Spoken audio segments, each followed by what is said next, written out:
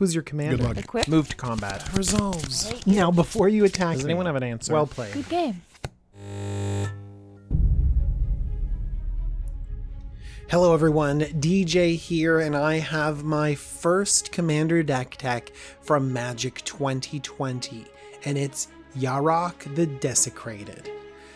Yarok the Desecrated is 2 black, green, blue for a 3/5 legendary elemental horror.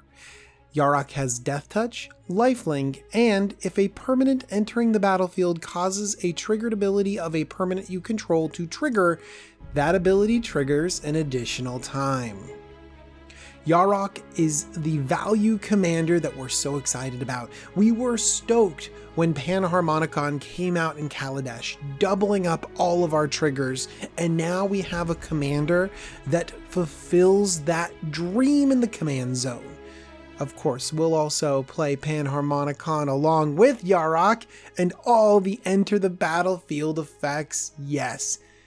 Actually, this ends up being much better than we think. It's a little bit broader than Panharmonicon, and being attached to our commander means that we can more reliably build around enter the battlefield effects. And honestly, if we're building a deck full of awesome creatures with great abilities as they enter the battlefield, we're gonna have a great deck even if we never get Yarok to stick on the battlefield. We don't need Yarok to make our deck good, it just makes it doubly as good, which is crazy. We can also lean into the enter the battlefield ability with some flicker or blink. I also want to talk about some lands matter strategies because Yarok says permanent and we might have the Panharmonicon text in our mind which says creature or artifact, so that's something we might want to consider.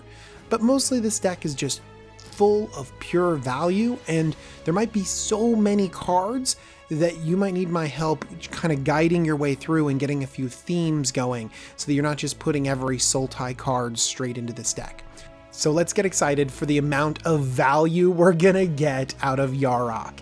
And the first thing I want to do is take a look at Panharmonicon because I mentioned it a few times and that's what people are calling this commander. Panharmonicon is 4 mana for an artifact. If an artifact or creature entering the battlefield causes a triggered ability of a permanent you control to trigger, that ability triggers an additional time. Panharmonicon has been great. It's turned into a staple of our format. It is colorless, so it goes into all sorts of different decks. Yarok has very strict Sultai color restrictions. But man, being in your command zone is so good. We're obviously going to have Panharmonicon in this deck as well. As long as we're talking about doubling up triggered abilities, Strionic Resonator does it very well. Although you have to pay 2 mana and tap it to copy the triggered ability. Panharmonicon and Yarok, well, it just happens automatically. And often you'll find yourself chaining multiple enter the battlefield effects into one another. It's very cool and very fun. So what do we include in this deck? When I think about value, I imagine drawing cards. Eternal Witness gets you a card from your graveyard, or maybe 2 or 3 if you got the right effects in play. Muldrifter draws you 2 cards, and Prime Speaker Zagana. 2 green, green, blue, blue. Prime Speaker Zagana enters the battlefield with X +1/+1 counters on it, where X is the greatest power among other creatures you control.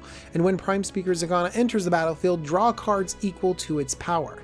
So if your biggest creature is a 5/5, Prime Speaker Zagana comes in as a 6/6 and you draw 6 cards, except you double your card draw. 12 cards! Prime Speaker Zagana is a huge card draw payoff.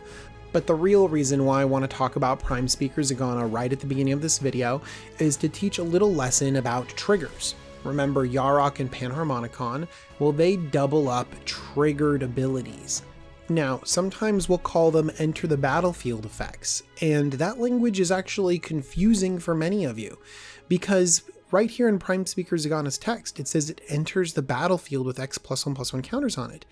And that could be very confusing. You might feel like that's an enter the battlefield trigger, but it's not. Triggered abilities use very specific language. They use when, whenever, and at. And so Prime Speaker Zagana doesn't have a trigger that goes on the stack giving it +1/+1 counters. It just enters with them straight away. And so that advantage also means that this is not a trigger. It doesn't go on the stack. It just boom comes in with those counters on it. And that means that Yarok and Panharmonicon will not double up those +1/+1 counters. If you look at that first paragraph, there is no when, whenever, or at. On the other hand, that second paragraph, when Prime Speaker Zagana enters the battlefield, draw cards equal to its power. That is a trigger. That will go on the stack, and that can be copied and doubled and give you tons and tons of value. Also, one other thing to mention is that you don't always need to draw 12 cards, although it is pretty great. This will be totally fine if you just draw a few cards, Fibblethip or Baleful Strix or Coiling Oracle. All of these are great, and doubling up makes them even better. You know, I often say that you need to have a reason to have effects on a body.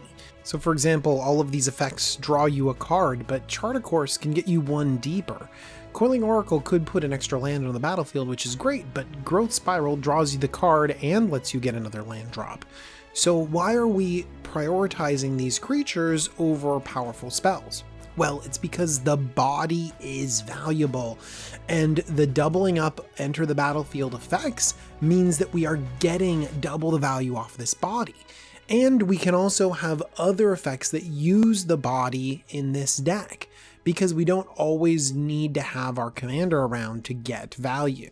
We can use the leftover creatures, we can sacrifice them for value, and creatures are valuable because we can pull them out of our library easier. We can even Birthing Pod into Fibblethip, drawing 2 cards for all of that value. Creatures are also very easy to get out of the graveyard. Phyrexian Delver can pull a couple creatures back onto the battlefield, and you can't easily do that with spells. Creatures are also a great type of currency. You can change them in for card draw or mana, tons of different effects. So one thing we want to make sure is that we're not just including all enter the battlefield effects. I mean, it's going to be a fine deck and all, but then using the creatures that are left over again for extra value, that will make a deck that works much closely together and is way more synergistic. To that effect, creatures that create more creatures can be really powerful. Hornet Queen, Deep Forest, Hermit, Deranged Hermit, all of these put out multiple bodies, and then we can use those bodies to great effect. I also just wanted to include a bunch of squirrels, because that could be a sub-theme. Okay. Also, incidental bodies lying around can be a win condition. Just imagine a card like Craterhoof Behemoth or God Eternal Ronus. These are creatures that turn little dorks into game-winning plays. So a quick summary of this section: when, whenever, and at, those are the key words for triggered abilities that these kinds of things can double up. The bodies on creatures are very good, especially when you can use them. Try searching for creatures, reanimating creatures, using the leftover bodies for something powerful, and make sure that your deck is working synergistically. But if not, your deck's still going to work. If this is still just a commander deck that you've built out of your trade binder or a bulk bin at your LGS, it's still going to be super fun and pretty strong. Alright, I want to explore one of the defining characteristics of Yarok, and that's its ability to double up more than just creatures and artifacts. This has me looking very closely at enchantments. There are some cool enchantments that can double up enter the battlefield triggers. A card like Diabolic Servitude has a trigger when it enters the battlefield, returning target creature card. Except for you get to return 2. It's such a good rate. It's almost as good of a rate as just Animate Dead. But still, really strong value. How about Illusions of Grandeur? This is great. So it has an enter the battlefield effect of gain 20 life. You can double that up, gaining 40 life. And then when it leaves the battlefield, you lose 20 life. So this is a 4 mana gain 20 life with your commander. I know life gain isn't that great, but 20 life. You could go up by 40 and then, okay, let's move on. I also like Tainted Ether. Whenever a creature comes into play, its controller sacrifices a creature or land. It basically means that like people can never play creatures because you just have to sacrifice so much. By the way, this is a symmetrical effect, so real bad in this basically creature-based enter the battlefield strategy I was just talking about. So maybe not an inclusion for this deck, but could be pretty funny in a different weird build. Also, enchantment-based cantrips. So I really like Oath of Nissa. When it enters the battlefield, look at the top 3 cards of your library. You may reveal a creature, land, or planeswalker card from among them and put it into your hand. I really like that. It's like a little cantrip in green. But if you can double it up, then it becomes a really powerful. Just imagine going 6 deep and getting 2 cards for 1 mana. Yeah, that's awesome. Similarly, Growing Rites of Itlimoc goes 4 deep looking for a creature. Just imagine you could go 8 deep and get 2 creatures out of the deal. So good in a deck full of creatures. I also want to point out 2 enchantments that I love. Polluted Bonds is so much fun. It's 5 mana for an enchantment. Whenever a land comes into play under an opponent's control, that player loses 2 life and you gain 2 life. It's these little chunks of damage, but doubling that up could be really, really good. And then similarly, Zendikar's Royal, it also costs 5 mana, and whenever a land comes into the battlefield under your control, you make it 2/2. And this has me thinking of another category, and it's lands. Lands can enter the battlefield and create these triggers. Actually, this wasn't some natural process where I came to the land synergies. This was at the forefront of my mind because I personally have a Sultai lands deck. It started off with Tasigur the Golden Fang, and there is a deck tech on that. You can click on the link in the description and that'll take you to that original deck tech. I've since left Tasigur behind when Muldrotha came out because Muldrotha, although was very popular at the time, it was just too good with the lands-based strategy because it's just another Crucible of Worlds, and that's really, really good for lands. But Yarok the Desecrated, I wonder how good it works with Sultai lands. And I have a feeling it works very well. First off, it does double up the triggers on lands themselves. So a card like Jungle Hollow will gain you 2 life. Yes, Temple of Malady will scry you 2. Good stuff. But Juka Bog can bog 2 people instead of just 1. The value. No, it really has to do with all of the enablers around the lands.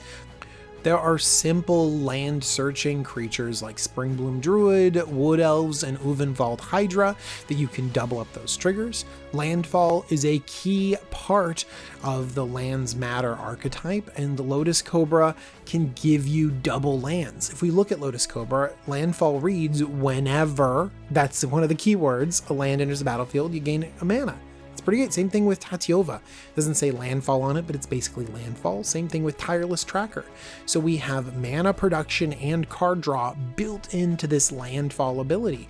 And then we also have the ability to generate tons of creatures and power. Royal Elemental stealing multiple creatures. Avenger of Zendikar. This has double triggers on it, so with your commander you'll double the number of plant tokens, and whenever a land enters the battlefield you'll double the number of +1/+1 counters on those plants. The lands deck is very fun. It's powerful. I would say the downside is that it can be kind of expensive because it uses a lot of key mana ramp pieces that a lot of different decks really like to use. But if you are on the fence about Lands Matter, let me explain to you a wonderful little synergy that is brand new in M20. A card called Risen Reef. Whenever Risen Reef or another elemental enters the battlefield under your control, look at the top card of your library.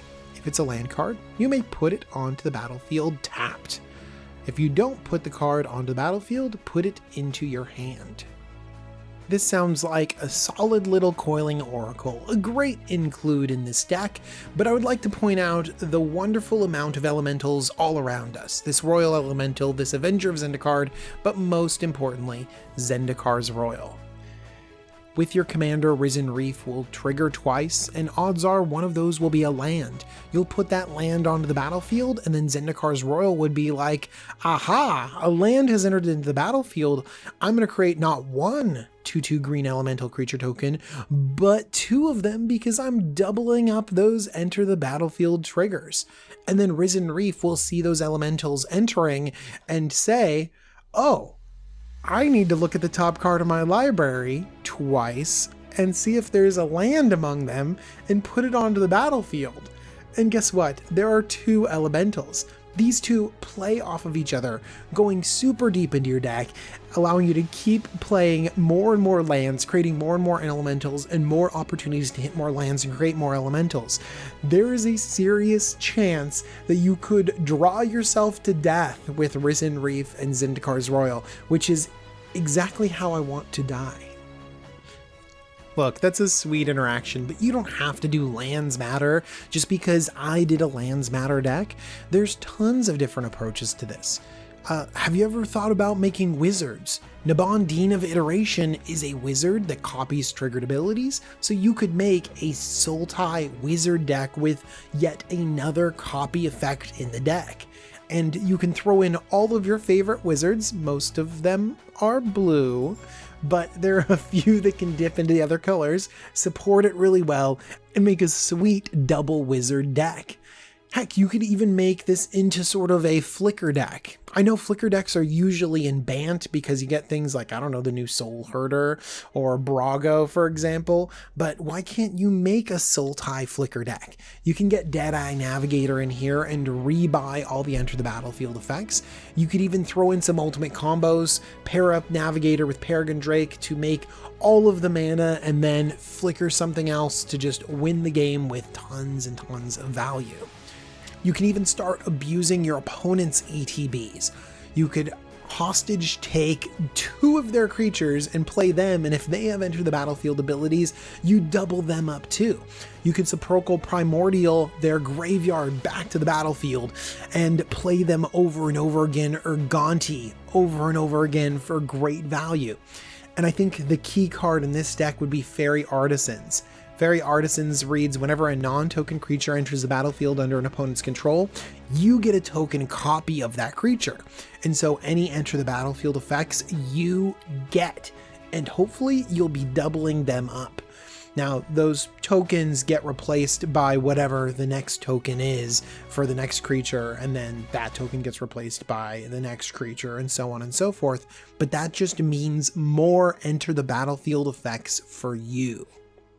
The point is that Yarok is super open-ended because it works with some of the most powerful creatures in our format. Go into your binder and get all of the ETB creatures and create a synergistic good stuff deck. Awesome. Go Lands Matter. Start messing with your opponent's creatures, or go Wizard Tribal. There's tons of ways to build Yarok and lots of value to be had in this deck. Now comes the real question. Should I change my Muldrotha Lands Matter deck to a Yarok deck? I'm kind of thinking so. If you want to see how I built that deck, go ahead and click on the link in the description, and that will take you to tcgplayer.com. They are the sponsor of the Jumbo Commander YouTube channel, along with all of my wonderful patrons. Thank you, patrons, and thank you for watching. Make sure to subscribe to this channel so that you can see the next great deck tech on another Magic 2020 Commander. Bye-bye, everyone.